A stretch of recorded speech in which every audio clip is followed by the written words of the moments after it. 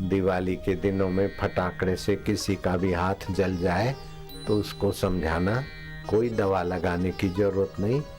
कच्चा आलू का पतला पतला चिप्स जली हुई जगह पर बिछा दो, नहीं तो आलू का रस लगा दो, बस हो गया।